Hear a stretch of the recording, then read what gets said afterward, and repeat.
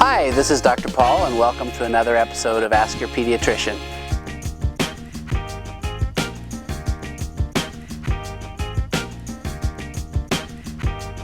The topic for today is, I think my child has a cold and they're really sick, doctor. Please give me some medicine.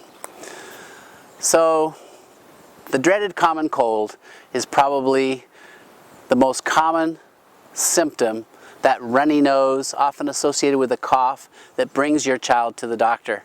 What tends to bring us is after a few days or maybe a week or two, and now your child has a cough, or perhaps they have a fever, or they're just acting a lot sicker, and you're pretty sure that this is more than just a cold.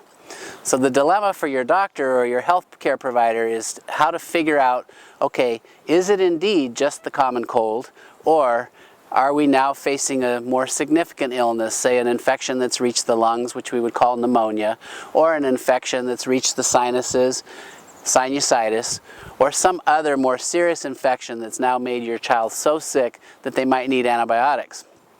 This is actually the big question when you're seeing a doctor. If I'm seeing a child, does this child need antibiotics or not? You should all know that the common cold, all viral infections, do not respond to antibiotics. So it really is poor practice to be prescribing antibiotics for a condition that is viral in nature, like the common cold.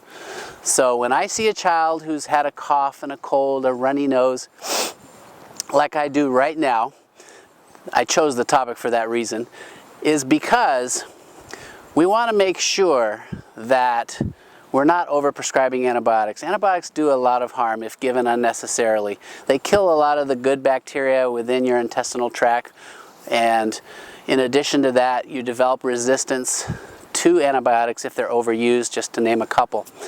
So when your child is very ill, they've had a cold with a runny nose, maybe a cough, congestion, now they seem sicker. What do we do as a doctor? Well, we're going to run through, first of all, get the full story. How high has the fever been? How long has it been high? What kind of a cough has it been? Is it deep, productive sounding, or just a dry, hacky cough? And go through whatever other symptoms we might have to go through to help us assess how sick your child really is. Of course, the vital part of seeing a doctor is for us to do a clear examination. In the case of a sick child, we're looking at ears for ear infections, throat for sore throat, strep throat, listening to the lungs carefully for a pneumonia. Sometimes we've got to check urine for a bladder infection. We're looking at overall how sick your child is to see whether they might have a whole body infection that might be involving the blood, what we would call sepsis or bacteremia. And rarely, of course, but it can happen, meningitis. Infection around the brain, the meninges. These are more serious infections that we're always looking for and thinking about while trying to make sure that we're not missing something serious. In my office and in some other offices, we have a machine called a CBC machine. This stands for complete blood count. This is a useful tool when I have a very sick child who probably just has a viral illness, because often, not always, but often, you can see from a very elevated white blood cell count, or in some rare cases a very low white blood cell count. When looking at the types of white blood cells, if you have a preponderance of neutrophils or immature cells called bands, in conjunction with a very high white count or a very low white count, this signifies serious or potentially serious bacterial infection. That's a child who would need antibiotics most likely, certainly needs a very careful assessment to see where the infection is.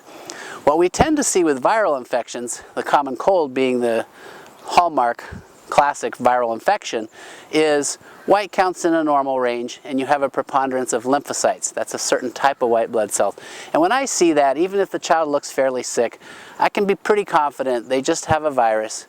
Their symptoms are those of a common cold with the runny nose, maybe a slight cough. As long as their lungs are clear, when we listen with a stethoscope, we can be pretty confident that that child will be fine just given time, fluids, and rest.